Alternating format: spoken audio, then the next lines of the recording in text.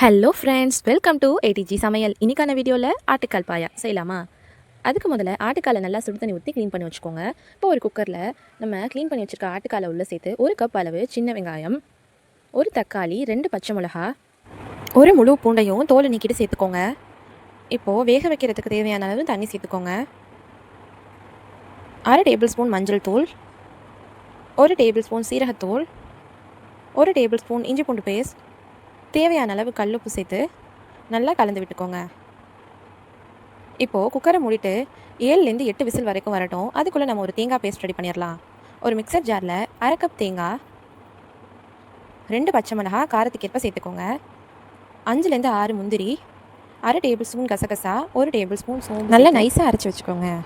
இப்போது குக்கரை ஓப்பன் பண்ணிவிட்டு ஆட்டுக்கால் நல்லா வெந்துருச்சான்னு செக் பண்ணிவிட்டு நம்ம அரைச்சி வச்சுருந்த தேங்காய் பேஸ்ட்டை உள்ளே சேர்த்து அதே பவுலில் கொஞ்சமாக தண்ணி சேர்த்து நல்லா கலந்து விட்டுக்கோங்க.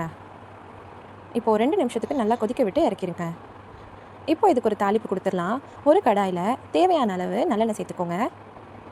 எண்ணெய் நல்லா சூடான பிறகு ஒரு பட்டை, 2 ஏலக்காய், 1 கிராம்பு சேர்த்து 1 பச்சை மிளகா, 1 பெரிய வெங்காயத்தையும் சேர்த்து நல்லா வதக்கி விடுங்க. வெங்காயத்தோட பச்சை வாசனை போகிற வரைக்கும் நல்லா வதக்கிட்டு 1 கைப்பிடி அளவு புதினா, 1/2 டேபிள் ஸ்பூன் இஞ்சி பூண்டு விழுது சேர்த்து நல்லா வதக்கிக்கோங்க.